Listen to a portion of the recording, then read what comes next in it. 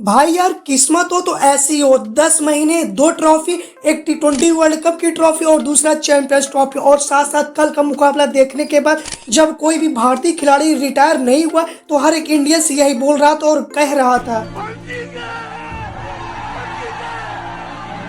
कल की जीत यार पूरे दुनिया में कह लीजिए शोर शराबा लेकर के आई थी। क्योंकि भैया जब आप बात करते हो भारत की तो जब पूरी दुनिया सो रही थी लगभग 90 करोड़ भारतीय भैया हॉट स्टार पे मैच देख रहे थे। और क्यों देख रहे थे? क्योंकि भैया भारत के सपने पूरे होने वाले थे। लगभग 12 साल के बाद टीम इंडिया अपने हाथों में वो आईसीसी ट्रॉफीज उठाने वाली थी। आप बात करते हो कि भैया रोको ये कमाल के हैं, लाजवाब के हैं, बेमिसाल है। जब आप बात करते हो ऐसे टूर्नामेंट्स जहाँ पे कह लीजिए सारी दुनिया आपके हार का इंतजार कर रही हो और आप ऐसे आते हो और आप ट्रॉफी अपने हाथों में उठाते हो। साथ साथ अगर मैं बात करता हूँ ऐसी कंट्री जो होस्ट करती है, आप वहाँ पे जाते नहीं हो तो वो सारी की सारी दुनिया आपके खिलाफ होती है। वो सब लोगों के मुंह बंद करवाए हैं और बंद करवाना बनता भी है क्योंकि भैया हमारे पास रोको है और अगर ये दोनों हैं तो भैया हम किसी भी सिचुएशन में कुछ भी कर सकते हैं। और मैं बार बार यही बात करता हूँ यार, कैसी भी सिचुएशन हो सारे जहां से अच्छा हिंदुस्तान हमारा। हम एक बार कह लीजिए वो लगभग 4277 दिन बाद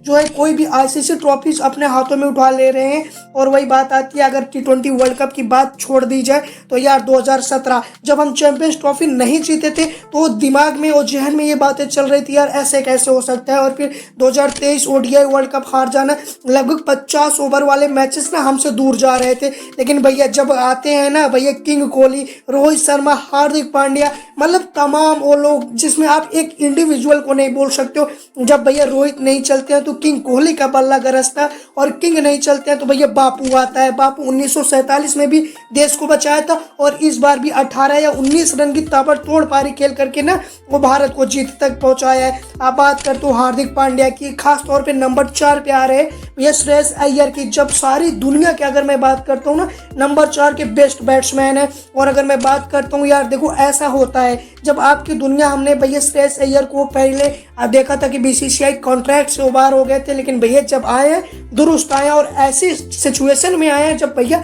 टीम इंडिया को मैच जीता है। बाकी आप लोग बात करते हो यार देखो सामने न्यूजीलैंड थी, कमजोर टीम नहीं थी भैया, उन्होंने हमेशा हमें नॉकआउट मुकाबले में वो कह लीजिए बाहर किया है। लेकिन इस बार माहौल अलग था, इस बार रोको की जोड़ी कमाल करने वाली थी। और बात करते हो ना जब सारी कायनात आपको दुख देती है तो कहीं ना कहीं आपके लिए वो दुख के दरवाजे बंद होकर के वो सुख के दरवाजे खुल जाते हैं और ऐसा हुआ भी भैया। और हम एक बार फिर से चैंपियंस बन गए। बाकी अगर मैं बात करता हूँ कल का शोर शराबा आप देखे होंगे ना, वो लाल किला लेकर के भैया कह लीजिए भारत के छोटे छोटे गांव की गलियों में वो पटाखे फूट रहे थे।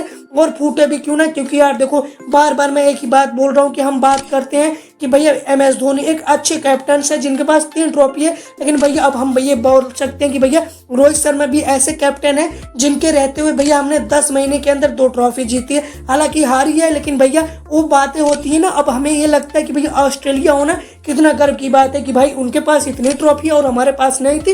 तो भैया ये कमाल किया। और कल जिनके ऊपर तोहमतें लग रही थी भैया रोहित शर्मा के बल्ले नहीं चल रहे थे, कुलदीप यादव के फाइनल में विकेट्स नहीं आ रहे थे ना, और थोड़ा सा पर्सनल ले लिया, कहा ऐसी बात है और ऐसे विकेट निकाल के दिए। फिर केन विलियमसन का और सचिन रविंद्र जो फॉर्म में थे तो सब कुछ को आउट किया और भैया एक बार भारत को चैंपियंस बनाया। और ये न्यूज सुनने के बाद हर एक भारतीय यही बोल रहा था। मौसम तो ऐसा लग रहा है दिल गार्डन गार्डन हो रहा है, बहुत मजा आ रहा है। देखो यार जब आप इस मुकाबले की बात करते हो सामने न्यूजीलैंड थी और ऐसी टीम जो हमेशा से कह लीजिए भारत को ना दुख दर्द पीड़ा दी थी। लेकिन बात करते हो भैया एक बार फिर से रोहित शर्मा वो टॉस हारे और थोड़ा सा इनकी किस्मत में ना वो टॉस हारना लिखा है तो जीत भी लिखी है। आप बात करते हो भैया जब टॉस हार करके पहले बल्लेबाजी का फैसला चुन करके भैया आई तो ट्रेविस हेड के नए वर्जन बोले तो सचिन रविंद्र वो कमाल की बैटिंग कर रहे थे। और हमने जो इंडियंस के लिए दुआएं मांगी थी तो मेरे को ऐसा लग रहा था कहीं भैया वो दूसरे इंडियंस के पास तो नहीं पहुंच गई है। आप बात करते हो भैया सचिन रविंद्र की 37 रन ताबड़तोड़ पारी खेल रहे थे। लेकिन भैया तब आते हैं कुलदीप यादव, जो लोग इनके मजे ले रहे थे ना और मिस्ट्री स्पिनर इनको क्यों कहा जाता है वो करके दिखाए। और भैया भारत को चैंपियंस तक पहुंचने का राह इन्होंने ही दिखाया। आप बात करते हो वरुण चक्रवर्ती, आप इनको भी अंडर एस्टिमेट नहीं कर सकते हो भैया, पूरे टूर्नामेंट में वो कमाल की गेंदबाजी। आप बात करते हो न्यूजीलैंड अगर इतने बड़े रन स्कोर तक पहुंच भी पाई ना तो उसमें भैया डैरेन मिचेल का नाम आएगा जिन्होंने भैया 68 की पारी खेली थी 63 रनों की। लेकिन भैया जब बात करने आते हैं भैया रोहित शर्मा और भैया सुमन गिल तो कमाल की बैटिंग करते हैं। और पहले कह लीजिए विकेट के लिए लगभग कह लीजिए वो 7 की पारी निभाते हैं, लेकिन भैया उसके बाद मैदान पे आता है किंग कोहली और किंग कोहली मात्र 1 रन बना करके आउट हो जाते हैं। तो ऐसा लगता है कि भैया वो 2023 वाला कह लीजिए वो फिर से पीड़ा दुख दर्द नहीं झेल सकते हैं। लेकिन भैया नंबर 4 पे कौन मौजूद था? Shreyas Iyer, the under estimate करने वाला बंदा। और इन्होंने बताया बापू के साथ मिलकर कि भैया अगर हम हैं तो भाई टीम इंडिया को प्रेशर लेने की कोई जरूरत नहीं है। और कह लीजिए हार्दिक पांड्या, कुंफू पांड्या और फिर वो आ जाते हैं केएल राहुल, जिनको 2023 ओडीआई वर्ल्ड कप में बहुत ज्यादा ट्रोल किया गया था। फिर वो कह लीजिए विनिंग शॉट जो जडेजा के बल्ले से निकलता है ना, हर एक भारतीय खुशी से गदगद होकर के यही बोलता है। समझ रहे हो आप? देखो यार, मैदान में जो कुछ भी हुआ वो देखने में तो मजा आया। और ऐसे में जब ये बड़े टूर्नामेंट की बात होती है, बड़े टूर्नामेंट खासतौर पे फाइनल मुकाबले में जब एक कप्तान जो है प्लेयर ऑफ द मैच या टूर्नामेंट का जो है प्रबल दावेदार बनाया जाता है, तो उसके लिए खुशी की और बात होती है। और खासतौर पे कल की मुकाबला देख करके जिस हिसाब से रोहित शर्मा का बल्ला चला था ना, और न्यूजीलैंड मान चुका था, क्योंकि एक भी मुकाबले में रोहित शर्मा का बल्ला नहीं चला था। लेकिन हमें क्या पता था कि रोहित शर्मा फाइनल के लिए ये मुकाबला बचा के रखे हैं और अपने बल्ले की ताकत फाइनल में दिखाएंगे।